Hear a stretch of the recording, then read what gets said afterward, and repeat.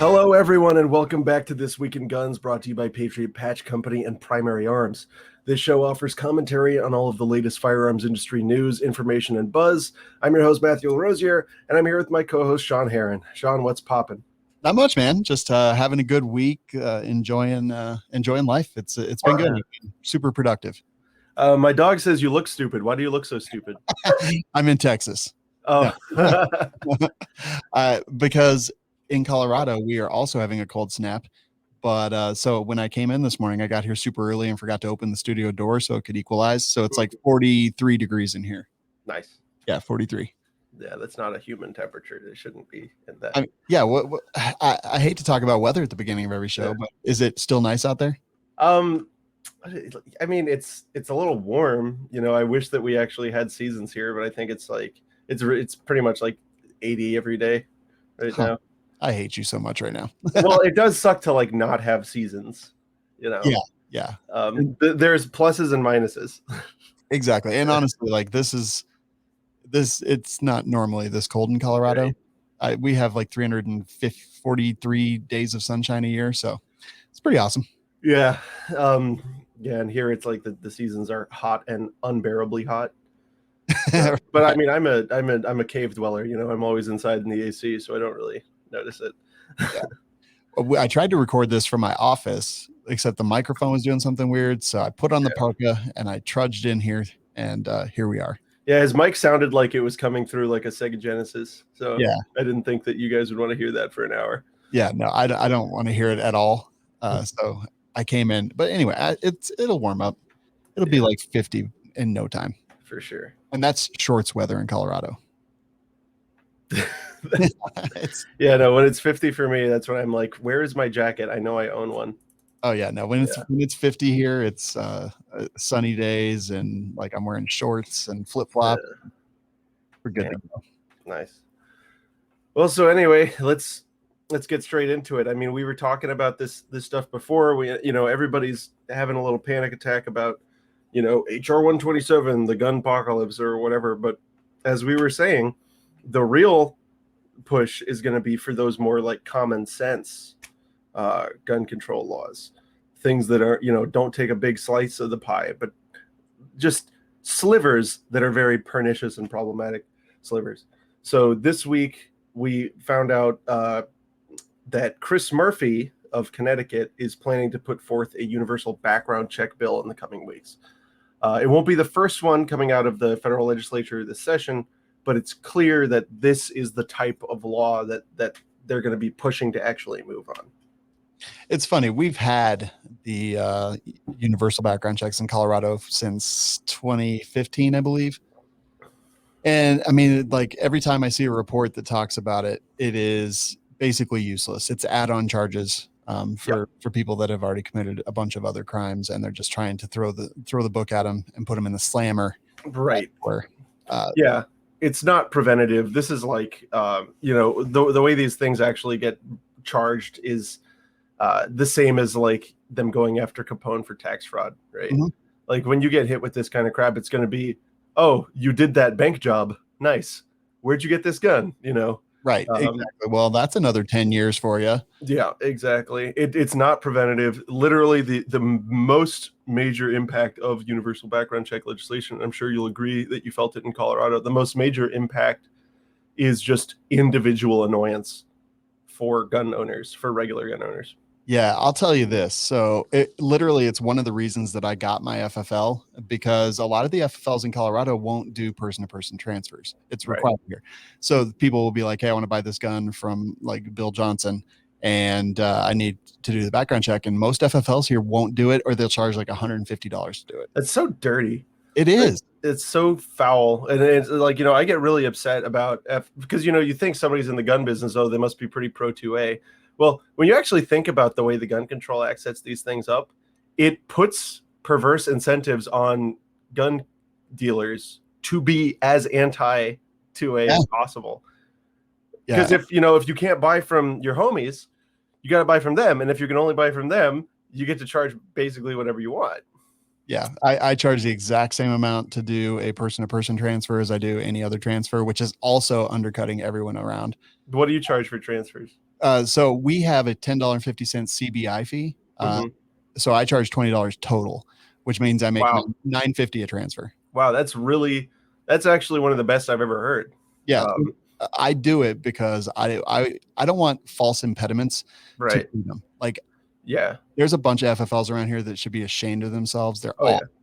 And I literally got my FFL specifically to undercut them as much as possible so people didn't use their nonsense, as well as give people an option for person-to-person transfers. Like, let me do that. It doesn't take me any more time. It takes me less time, like to do one of those. Come in, both y'all come in, and it's a thing. It's super easy.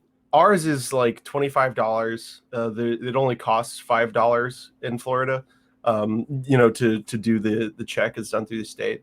But even at $25, which there's $20 of cheddar in there, we're the cheapest by like a lot, in like a 20-mile radius. And that's kind of gross. And like we're not open to the public, so we don't want to have a lot of that stuff. But even so, we wanted to set a reasonable price that if people buy something on Gunbroker or whatever, because the shops up the road are like $75, and it's clearly just to punish you from not buying there. Yeah. Alex hates it. Alex is not interested in that at all, and I totally agree. So I mean, person-to-person transfers, like, criminals do not follow the laws already. They just don't. Like, it's not a thing that happens. Criminals don't give a crap about the laws. So any kind of thing like this, it only affects law-abiding citizens. Like this universal background check is not going to stop one criminal from getting a gun that wants a gun. Yeah. And I mean, like, it almost hurts to say it, right? Because we've said it till we're blue in the face. But now we have states like yours where we've got data points where it literally is only increased cost and complexity without helping anything. Because guess what? There's still crime in Colorado, and people are just doing it anyway. And I don't know about you, but you've got a pretty big collection. I'm a collector too, and we probably hang out with collectors. It's really nice when you're a collector to just be like, hey, you want this? I'll take that. Yes. Okay. And then you just do it. But then if it's like, oh, but if I do that, I'm gonna have to pay like $25 on top, then you don't wind up. It just has a lot of unintended consequences, just like, I'm just trying to imagine if I had to like add that transaction cost every time I was going to trade just with a buddy, I would probably have done a lot less trades. Yeah.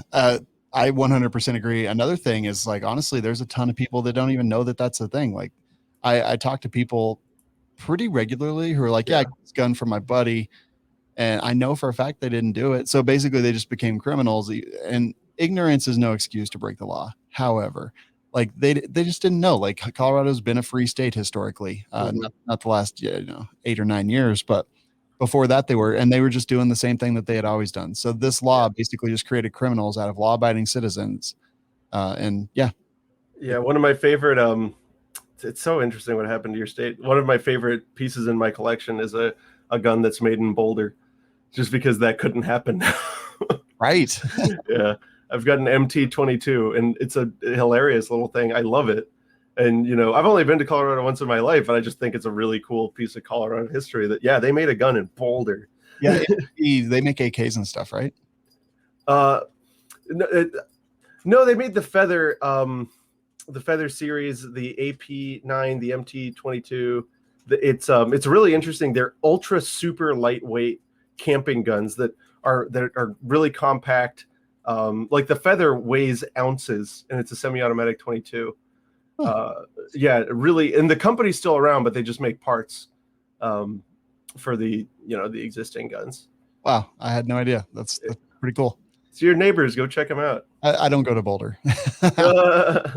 No, thank you. Well, maybe you can save him, because honestly, those guns are really good, and it would be nice if they were making more, because it's a perfect, especially their 9mm ones and the bigger calibers. Oh, that would be such a perfect backpacker. But I'm biased. I like things that go all foldy and compact. Totally. No, that's awesome, man. I'll definitely look them up. Yeah. Even the trigger is plastic, which mine was made in the early 90s, and it feels pretty janky now, but it works really good. Dang, that's pretty awesome. Yeah, I'm not a huge Boulder fan, actually. One of my sons went to college there for several years, and I had, well, one went to Fort Collins and one went to Boulder, which are both like 3 hours from my house. So I was constantly up there in those crap hole college towns. Oh man, college towns are the worst. Yep. Yeah, there's only one college town that I like, and it's Orlando, and it's because it's not a college town. Yeah. The town is big enough to not notice the fact that the second largest university in the nation is there. That's always the best. Yeah. But all right, so let's talk about that Supreme Court, that big court. The Supremes. Yeah. the Supreme dress-wearing lawyers. Yeah. There's two really interesting cases that just got covered by SCOTUS blog. They've been going for a while, but I think it would be cool for us to talk about. So one is Grewal v. Defense Distributed. The other was Hayward v. Stoddard-Nunez. So Grewal is really interesting. We'll start with that one. It's about the federal court's jurisdiction. And a lot of people don't think about this because it's not something that really matters to most people. But the first question in whether a court can hear a case is whether they have jurisdiction over the parties. And so for a court to have jurisdiction over you, you have to have availed yourself of the protections of that government. So here's what happened there. New Jersey's Attorney General issues some demands to a company in Texas, right? And so it's like, for one, like, what authority do you have over us? And is basically threatening to sue them and has sued them and has sued people, in this position. So the Texas company sues the New Jersey Attorney General in federal court in Texas to say basically, hey, this crap you're doing, overstepping your bounds, is a violation of our rights. You're violating the Constitution, abusing your office, and violating our rights. So now, after that, the New Jersey Attorney General is saying, no, you can't sue me in Texas. You don't have jurisdiction over me. And so yeah, it's a double-edged sword for both parties here, because it's like, did Grewal ever have any jurisdiction to put his hands into Texas? I don't think so. But when he did, can we say, hey, you did something to us over here, we're going to sue you over here? For normal people, us plebs, if we go and take actions against other people and we do intentional acts that basically avail ourselves to that state, such as using the mail or having somebody in that, like using an agent in that state, yeah, we're in. Like, they can get us. But the question is, should it be harder or easier to go after a government actor when they try to exert legal authority over you in your own state? Very, very interesting. So you said that you have to have availed yourself to the protections of the government of that state. That's like a shorthand. Yeah. Okay. So let me ask you this. I just saw this morning, and I haven't read too much on it, but I just saw that California has filed a lawsuit against Polymer 80 because they confiscated over 700 firearms that were made using Polymer 80 lowers and parts and things like that. Not necessarily used in crimes, just that they confiscated 700 of them. Yeah. So they have filed a lawsuit in California against Polymer 80, who is a Nevada corporation. Is this not very, very, very similar? So there's a couple Supreme Court cases, if you're interested about personal jurisdiction, that you should read. One is International Shoe. That's like the classic one that sets up what the boundaries are. And then another one is Asahi. And in Asahi, the question is about jurisdiction over this Japanese company, right? They're sending in products, right? Like it was Schrader valves or something. And so the question was, at what point have you sent enough products, right, into the United States or into the state to where the court has jurisdiction over you, to where you can be sued for those products? Mm-hmm. And so if your product causes injury, then that tends towards you getting jurisdiction. And I mean, like, I'm a little shaky on this, right? I'm not a personal jurisdiction lawyer, and I'm not amazing at Civ Pro either. But so yeah, that's the question. There is a certain point where through your commerce with a state, you get broader jurisdiction. So when you send in those products, lawsuits related to those products are okay. It's really interesting stuff. It really goes in a lot of different directions. But yeah, so this, I think California's case is much easier, right? Because it's related to those products, which they intentionally sent into the state. So that's pretty clear. They have jurisdiction for the purposes of those products for violating the laws or causing injury. But with this, Grewal sent in the threat of force of his New Jersey power, right? That's, it's fascinating. It's weird. It's a new question. And I'm not even sure what the right outcome is here, because like I could see two ways that would be really good. One would be, no, Grewal, you don't get to play in Texas at all. Like you don't get, I mean, that's not what's going to happen, right? But that would be cool. Another one would be, you get to play in Texas, right? When you sent your thing in, but that means you're it, like everyone can come at you for anything now. And I don't think that would be, it's a hard concept to square because the jurisdiction. So like all the theories of jurisdiction are based on like feudal law, right? They're based on like your cow being in the king's domain. It's really difficult to square with the internet and mail. Yeah, that's kind of nuts, man. Well, I'm definitely interested to see where that one goes. Mm-hmm. It could be really bad for us. Either way, it's going to be weird. No matter what, like there's going to be changes, and it's going to affect the shape of the landscape. I don't see it as actually going like bad, though. I don't see it as causing like a big problem. I wonder, because there's a lot of these states like New Jersey, California, New York, Illinois, that would love to run roughshod over other states that don't agree with their draconian laws. Mm-hmm.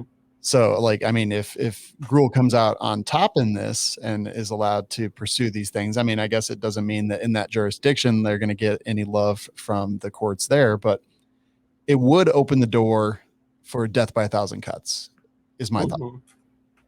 Well, we've been dying by the cuts, so I think it may be one more.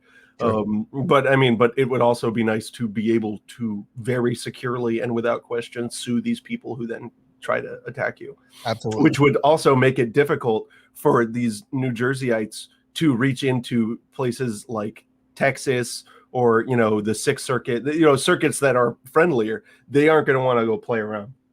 So that's why I'm saying that this is going to have an interesting change in the shape of the landscape. Very cool. So, what about Hayward versus Stoddard-Nunez? Yeah, so this is one of your fellow Sean's is involved here. So here, what this is about is a common misunderstanding that I talk about a lot of the time. When do police have the authority to use deadly force? Now, a lot of people will think that they have like this special authority because they're superheroes, right? And that they can just shoot at whatever they want whenever they feel scared. In reality, the only legally recognized, broadly legally recognized time a police officer can use deadly force when we couldn't is to stop a fleeing dangerous felon, right? And I'm not talking about a drug dealer. I'm talking about like somebody who it is reasonably foreseeable that they will cause harm to another human being. Generally, you and I couldn't shoot that person in the back, but a police officer could. And the way this has gotten muddled and screwed up so much over the years, especially with qualified immunity, which for those of you guys out there is basically when the court will say, well, yes, what this police officer did was unbelievably wrong, but no police officer specifically did that exact insane thing before. And so he couldn't have known, right? And so he's going to be immune to your lawsuit. Mm-hmm.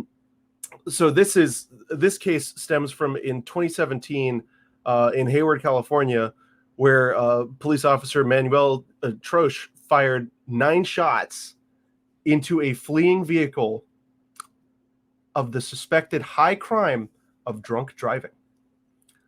And so when this officer fired 9 shots into this car, he killed the passenger, Sean Joseph Stoddard-Nunez.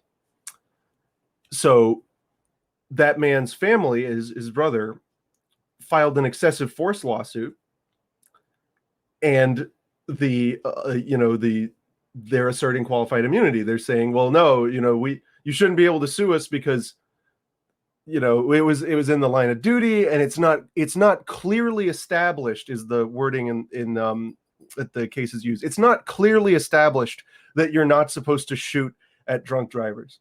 And so this has been going back and forth, and now it's before the Supreme Court. And this is going to be a big question for how qualified immunity works in this country with police force. So a couple details here. The officer did testify that the car swerved towards him, which would give him reasonable expectation of death or serious bodily harm, correct? Well, so here's the thing. That is for the trial. That is for the, that doesn't matter, okay? So if he's saying, he's asserting qualified immunity, which goes, facts don't matter, right? You can't sue me. We can't go to trial. So yeah, and this is early on, they said that even if, right, the district court said, even if Troche was guilty of using excessive force, so even if what you just said didn't happen, mm-hmm. he was still shielded from being sued because the potential misdeed, which would be like the plaintiffs would be saying, we weren't anywhere near him, blah, blah, blah. It was completely insane. We were fleeing and he shot us in the back, right? Mm-hmm. If that was true, and that was proven in court, the district court was saying it's not clearly established that you can't just shoot at those people. And that's like, so what you have to remember is qualified immunity prevents lawsuits from starting, prevents you from proving what happened. And that's what this is really about, is can they go and try to prove that the force was excessive and try to prove that basically, that the way it would be if it involved anyone else.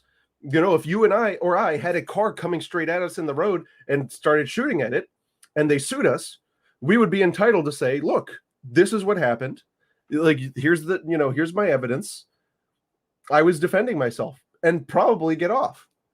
So the qualified immunity is the reason that they went after this interesting tangle of where they're basically suing because they say that the officer violated the passenger's Fourth Amendment rights to be free of unreasonable seizures, even though he's dead. Apparently that's unreasonable seizure of his life, or violating that constitutional right. Yeah, I mean, there's multiple claims. But so what's really at issue before the Supreme Court isn't the underlying facts. It's the fact that in 2018 in the Northern District, it was slapped down under qualified immunity. Mm-hmm. So that's what this is really about. It's not, and this is, people get down into the weeds on these cases. It's important to know what we're arguing about here is the legal standards at play. And this is going to go, and the standards that are going to be the rules of the game for all of the times in the future. Right. This is the precedent. Yeah, exactly. Alex, come here. Alex is just very distraught by the stories today. Yeah. She's not feeling it. She's like, I know what they do to dogs. Exactly. No, yeah, she'll feel better up here. Okay, good. But yeah, I mean, yeah, that is true.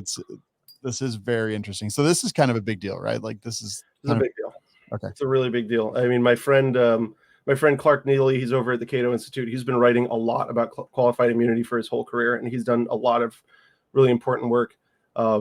This is qualified immunity, and it's not just about excessive force. It's about everything. It's like, can the police, right? Like if they, I can't think of other examples, but it's like, if they steal all of your crap, like let's just say that, and destroy it.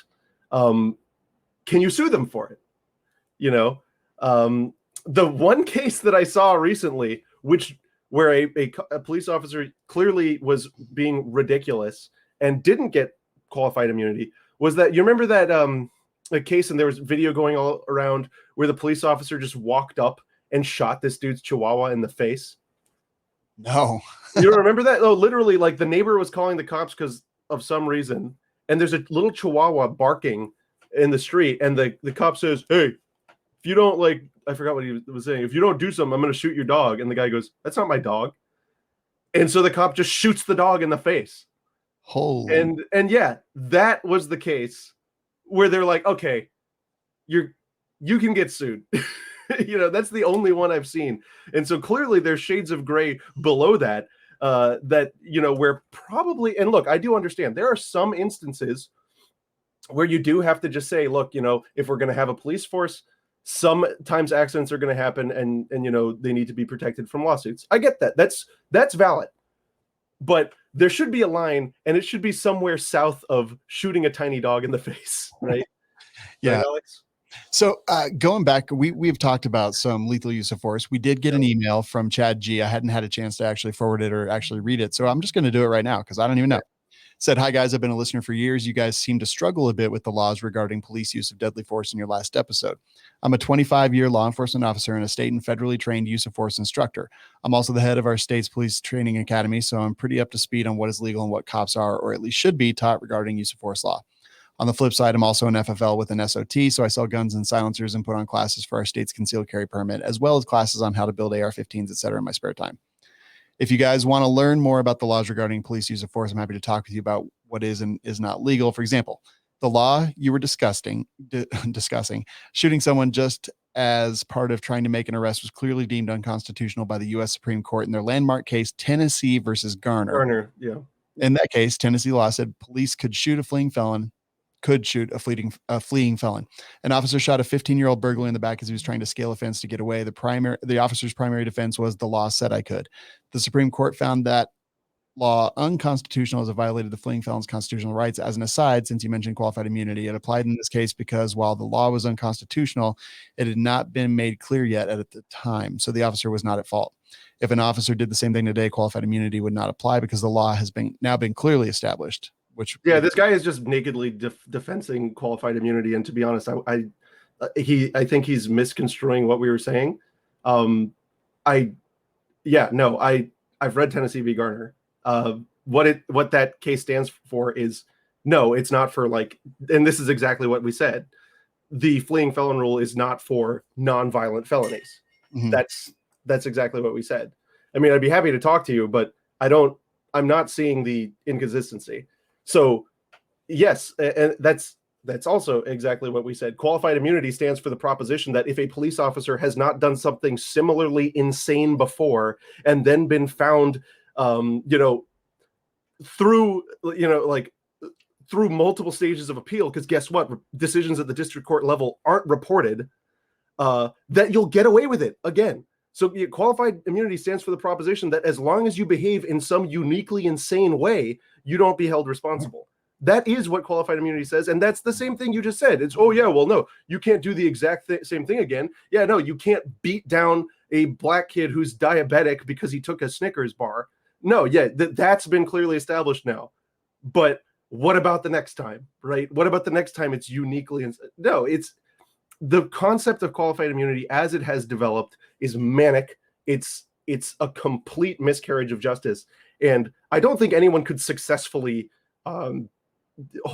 argue holding even the slightest candle otherwise. I mean, we've seen, and it's like, I understand that this is your profession, and that's awesome, man. But there is no defending qualified immunity as a concept. These are ordinary human beings. They make mistakes. And when they make egregious mistakes, they should be held to account. Cool. I forwarded you that email if you want to talk to him further, but I always appreciate it when listeners send in stuff, especially, I wanted to go back and listen to our conversation, which is why I hadn't processed this email yet. Because I want to go hear specifically what we said and then apply it to his email, which takes time like that. Yeah, no, I want to look at it too, because I'm wondering what we said that counteracted anything he said. I mean, because what he said was right. I wonder what we said. It might've been something in passing or whatever. Yeah. I was wondering the same thing actually. Yeah. And I was like, okay, well, this is going to take an hour or two. Well, what he said was right. And it's just, the question is, I think he might just think it's a good idea. I think it's a bad idea to incentivize, agents of the state to behave in uniquely insane ways. I think we should incentivize them to behave in nice, cool ways. That's fair. You know? But yeah, no, but if they're in a situation that's clearly life or death, you know, I think they should be able to, they shouldn't be at risk of having to spend a ton of money in legal defenses, right? Like for those situations where it's clearly like split second decisions, stuff like that. Yeah, no, they shouldn't need to, like, it would be wrong for somebody who makes, you know, $40,000-$50,000 a year to have to lawyer up for that. Like that would be wrong. Like, you know, I'll agree there. But in situations where you shoot little dogs in the face and where you mag dump into a fleeing car, sorry, dude, you're not supposed to do that. Awesome. Well put. Yeah. Let's go to the next story. Yeah. I'm sure I just enraged half of our listeners, but look, when I've been a civil rights lawyer for a long time, I see, well, not that long, but when you see stuff happen and you meet these people who are victims of the state, it changes the way you think about things. So I'm not anti-cop or whatever. I'm generally anti-big government and anti-excessive government, anti-excessive force. So I can, you know, I feel comfortable standing with that, and I'm going to email this guy and I want to talk to him. I want to hear what he's got to say. Yeah. Awesome, man. Yep. Very cool. From Forbes. All right. Oh my God. Right. Oh, doesn't this dovetail nicely with what we were just saying? I know. I was just reading it like, oh God, here we go. Well, yeah. So there's this Forbes writer. He's Chris Dorsey, pretty good writer. He's opining that so it's clear there's a federal gun control agenda, right? It's clear that they're going to try to push something through, and a lot of people are worried about executive orders. And on that, I think we need to be careful when we talk about that, because there's a big difference between executive order and executive action. And executive action is basically just when the president says, oh, geez, I'd really like an assault weapon ban. That would be really nice, right? Executive orders wind up having force and effect of law if done properly. So like Obama did a bunch of executive actions on guns. Mm-hmm. And here we are, right? It didn't really do much. There were a couple EOs and were really not widely reported. But so anyway, this guy at Forbes is saying that this new agenda, in whatever form it comes through, is likely to meet stiff opposition from the sheriffs of the nation, who are starting to say that they won't enforce unconstitutional laws. And we've seen that. We had sheriffs here in Colorado that said they weren't going to enforce some of the stupid anti-gun laws that went into place in 2015, July 1st, 2015, right. Or 2013. God, has it been that long already? I don't remember. Well, yeah. And like a lot of this does, and it is interesting to see when we try to federalize everything, your local government is really what's going to be the most important thing. Because I don't know when the last time you saw an ATF beat cop was, right? But do they exist? They aren't pulling you over. Maybe, I don't know.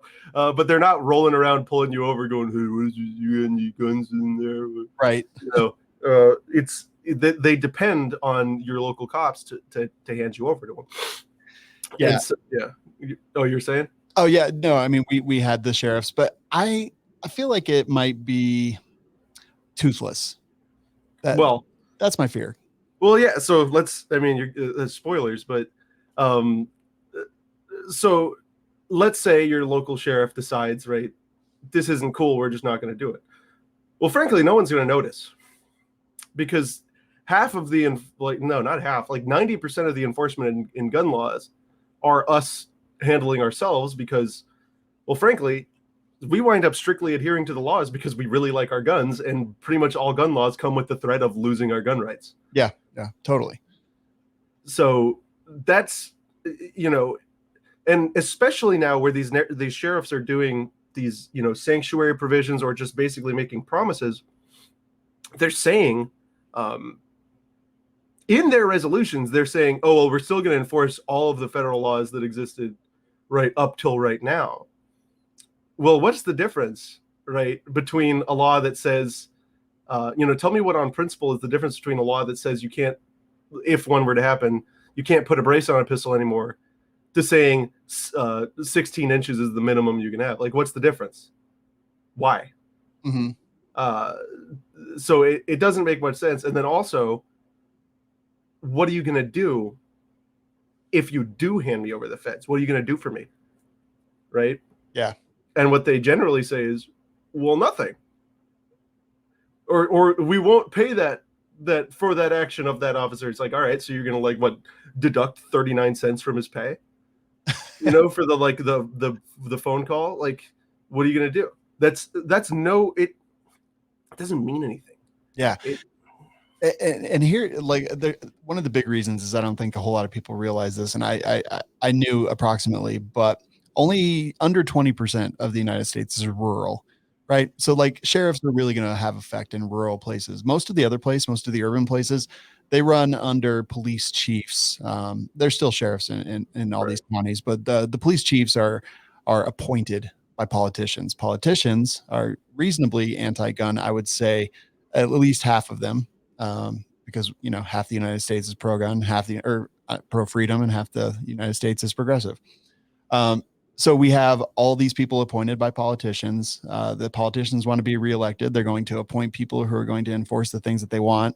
The sheriffs can refuse to do it, but again, that's only under 20% of the population of the United States lives in rural places, and like so the other 80%,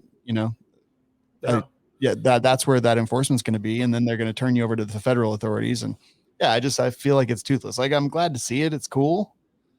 It's kind of cool. I mean, it shows that like the public narrative has changed, because we didn't have stuff like this. Well, or at least not to this extent, back in '68, right? Back when the GCA was passed. In fact, a lot of sheriffs in rural areas were pretty excited about that because, anyway, I won't get into it. I've probably upset the blue liners enough in the audience as it is. Oh boy. By believing we should hold human beings to account for their actions. But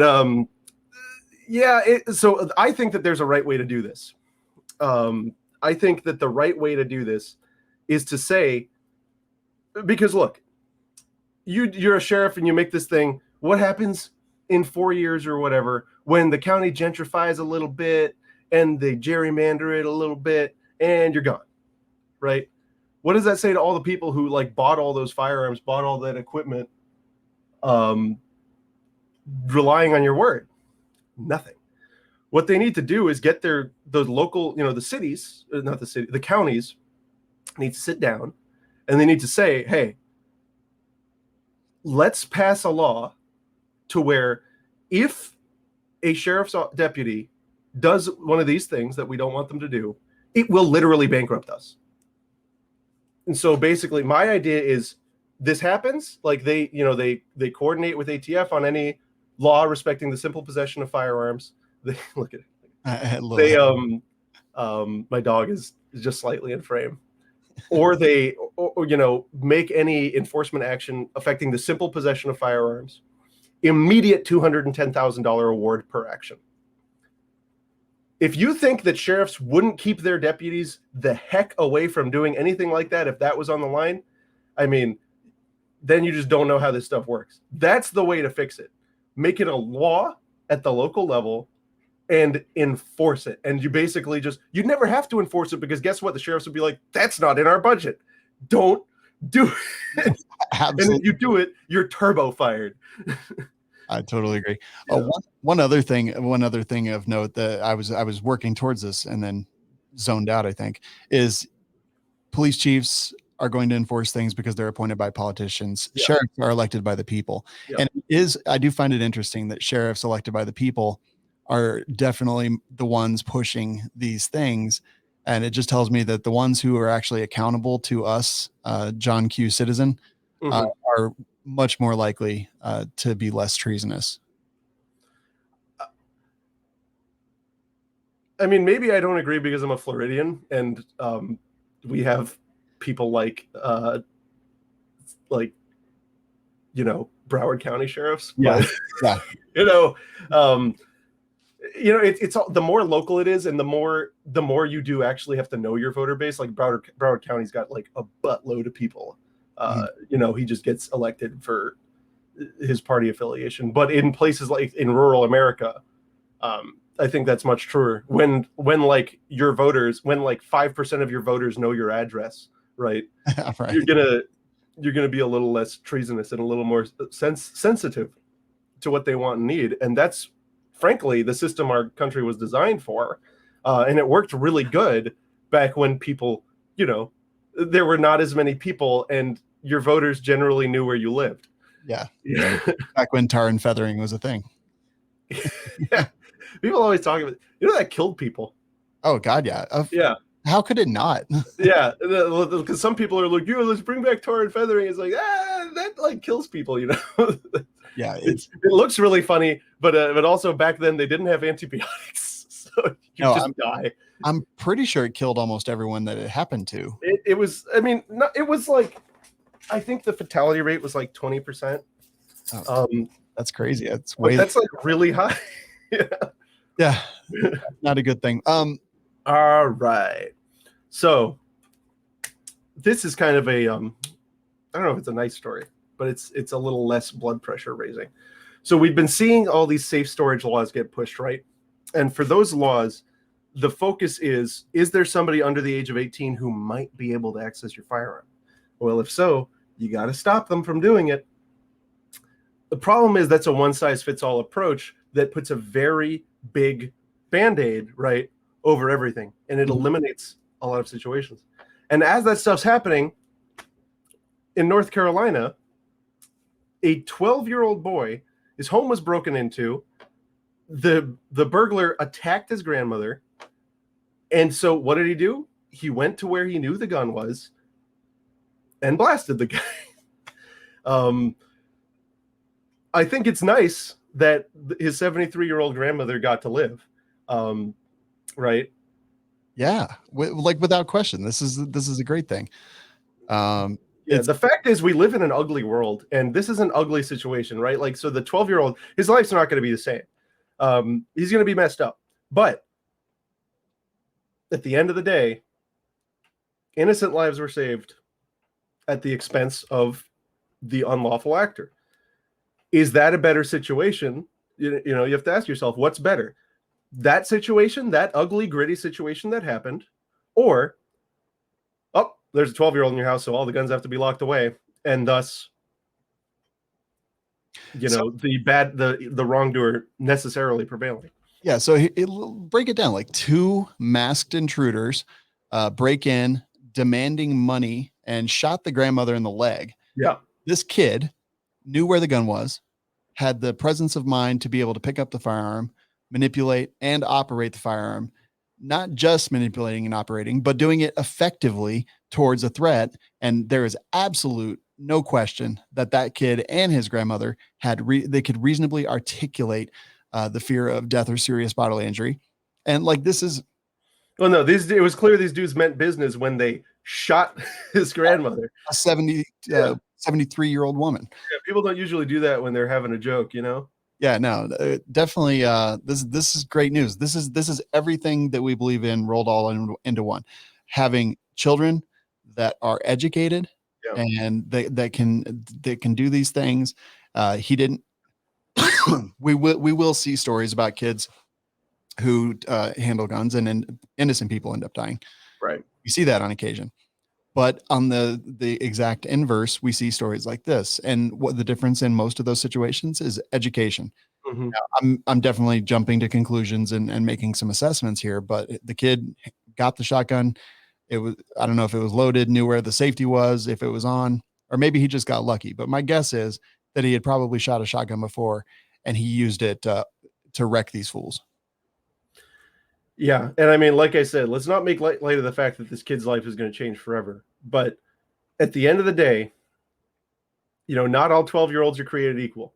And if you've got, if this was, your child, I'm sure you'd know whether or not they were safe enough around guns to have one that wasn't locked up. Right. Yeah. And so you'd make that decision. And that decision could go poorly, or it could wind up saving your family members' lives. Nobody wants to put the 12-year-old in a situation where they need to use. Nobody wants to. I hope nobody wants to be in a deadly force situation at all. But look, this is just the thing. Especially when we try to federalize everything, we're pretending. If you make this safe storage thing, it means you think that every single 18-year-old is the same, and I think that means that you're pretty dumb. If that's the only way to say it. Agreed. I think it's a good thing. And if they had their safe storage, could this kid have effectively used it? And then, I definitely know that there's people, anti-gun people that would say, well, if they just let the guys like take the money and leave, like nobody had to die. And I'm like, yeah, but like they shot the grandma. Like Shot her. Yeah. I'm sorry. The second you walk into someone else's house with ill intent, like your life is forfeit. Yeah. No, that's why. Look, from the beginning of English society, burglary was understood as one of the most serious crimes, and it is because it entails extreme risk to human life, extreme random and multiple risks. It is not like, you know what I know about the people who say that? Just let them take the things. They've never been robbed. They've never been robbed, because if you have, you know that it ain't just about the money. It really isn't. It is a extreme power situation, right? It is not just about the money, and people need to look. If you don't have a severe, deep understanding of the field that you're wanting to regulate, you should just don't even touch it. Just leave it alone. Go focus on your windmills or whatever. Let the way this is developed over 800 years of common law handle itself. Agreed. Well, I know this next story is going to make me mad. Yeah, and what's weird is that the marketing is really nice, Yeah. So this is Safe Up. It's the aftermarket smart gun system for the Glock 19, and it's a little Bluetooth bingus that you shove into your Glock, and it's got a little USB charger on the trigger. It's I hate it. Like, look at how are you going to charge that? Yeah, I don't even understand. What is it's on the top of the trigger? And then something goes down by the magwell? Yeah, I think that's the interface, right? So that's what talks to the trigger. So flashes. Yeah, that's so cute. And then you can turn it off, and now it doesn't do it anymore. And yeah, so the idea is it uses Bluetooth and RFID to it can do all kinds of things. You can have a timer on it where your gun only works during these hours, or have it to where your gun, see, like in this situation, this young lady, she walks away from her gun and the gun turns off, right? Wow. Yeah, and then she comes back and the gun turned back on. I have the same problem with my headphones. And yeah, and I like that it says it can lock and unlock hundreds of times on a single charge. And then they also view it as a benefit that it can lock the trigger out when the battery dies. Yeah. And of course, this classic situation where they're showing kids playing around, taking the batteries out of a remote for some reason. Like, I have no idea why they took what that has to do with anything. Yeah, I don't know either.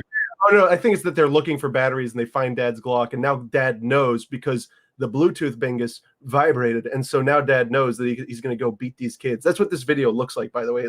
He walks in looking like he's about to start swinging at the kids. Yeah, without question. So this is, how do I say this? You know what? I'll just say it honestly, because it's truly how I feel. Like, this is one of the more I don't know,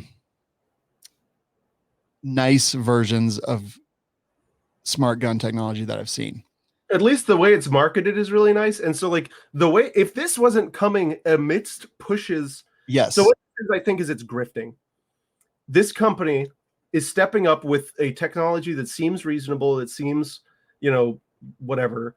And it's serving as a counterexample to the people saying this is ridiculous. No matter the fact that this is actually very expensive. I think it was $399, which same price as a Glock. Same price as a Glock is supposed to be.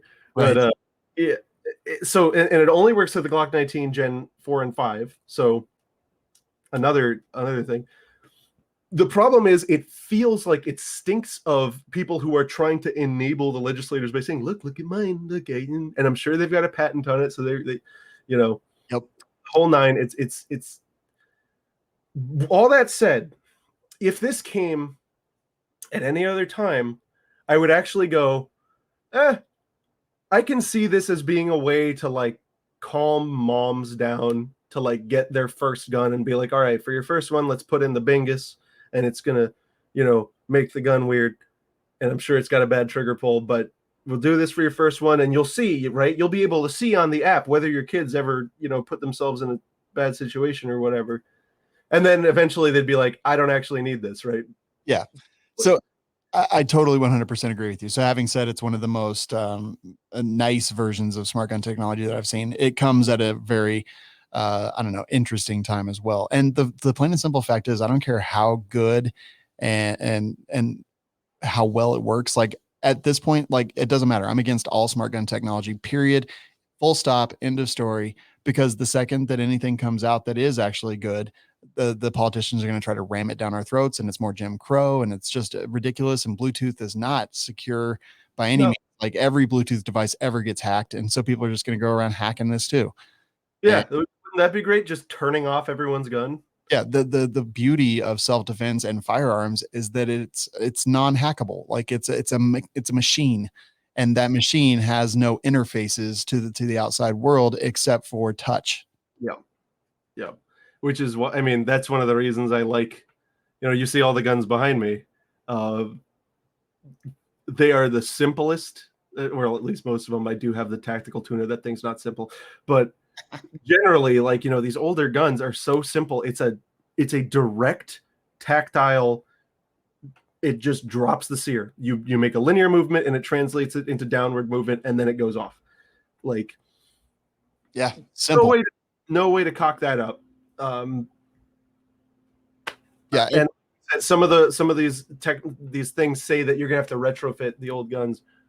I'm telling you, good luck getting a Bingus into that 1914 Ruby pistol. Good luck. It is too mechanically simple.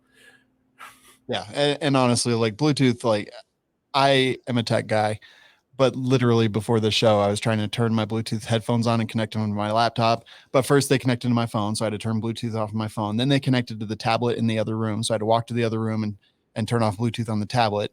And then I had to walk back in, and then I finally got it paired with my computer. And no, I don't want that. It is my naturally given right of self-defense and self-preservation. Like I do not want that. I will not use that. Yeah, and I use Bluetooth for medical stuff, and you'd think that for the medical devices they'd be pretty good.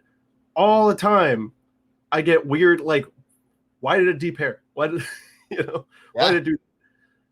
It's all Bluetooth it was a stopgap that we're stuck with. I don't want my gun using. Nope, not even a thing. Nope. This next one is very concerning to me.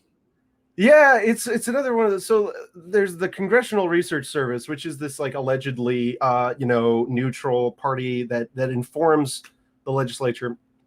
They put together a report on pistol braces, right? This kind of seems to be pumping Congress to like do something on the brace question. If it's talking about like shooter's assist or shoulder stock, and from what I've read of this, it's pretty neutral until it starts saying that the law is a gray area. There's no such thing as that. It's either it follows the law or it doesn't. And so these are legal. Whenever you suggest a gray area, you're incentivizing Congress to take action. Yeah, down here, gray area in the law. And I was like, that it feels partial to me. It didn't feel impartial anymore at that point. Yeah, especially when they're talking about these obscure classifications that no one really uses aside from the ATF when they want to screw you on something, like the GCA slight different definitions, the tiny differences between the GCA and NFA, and they like put this whole thing out on it. Like, like the whole thing about pistol grip firearms, 26 inches. Yeah, destructive devices. Yeah, like this is, if anything, like if this was a rationally done survey, it would be, it would terminate with, we can see no reason why, like what is different on principle between an ordinary handgun and a larger, less concealable handgun, and thus we're wasting our times. Let's do something else. Can we go play with the windmills or something? But rather this is like, well, actually, if you look at this definition, which banned this for no reason, and then you look here, and it kind of, you can almost have the thing that we accidentally banned, right? Yeah. We really need to be talking more about the fact that these categorizations only exist because they forgot to take them out of the NFA when they decided not to ban handguns. Yeah, I know. Like, that's the part that kills me. I'm like, handgun, like, these should not even be there. It's a mistake. A mistake was made that we are stuck with. How many years later? Yeah, like, how many years is it now? 80?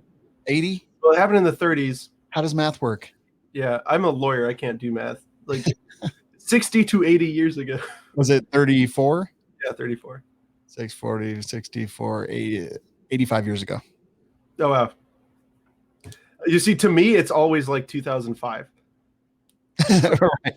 Like I can't get over the fact that the new millennium is not just an easy way to cut years. Yeah, this report is just paving the way. I don't think it's paving the way. I think it's, hey, look, you can't pass those big laws, but look, here, like, yeah, they have a plan, they have a strategy. And I am never one to attribute like some grand conspiracy to the government, because the government's pretty non-functional as it is. However, like, they have a grand plan, and this isn't grand conspiracy, dude. It's just we got to take guns. Like, that's it. It's not like this beautiful overarching plan. It's what can we take? They won't let us take that. Take that. Like, that's what it is.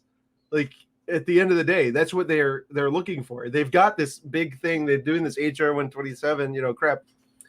They know that they're like, and I'm sure they do have strategy meetings where it's like, what is the least popular thing that we can get? Like, what is the smallest cut that we can take right now?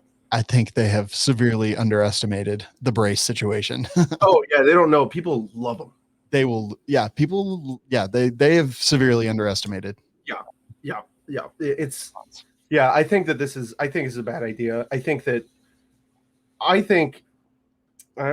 People always yell at me for giving them ideas, but if I were a gun controller and I wanted to pass something that would be horrible, like a universal background check, and I don't actually think this would be a good deal for us, right?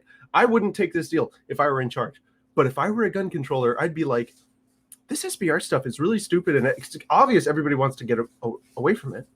How about we do a bill that gets rid of the SBR, just takes it away and passes a universal background check? Because that would put extreme pressure, right? There would be a lot of people who'd be like, oh, I want that, right? Yeah. It wouldn't be able to see far enough down the road, but they can't do that because they view guns in and of themselves as a social evil. And so, like, the thought of deregulating anything, I think it makes them physically sick. I totally 100% agree. Yeah. So it's a concern.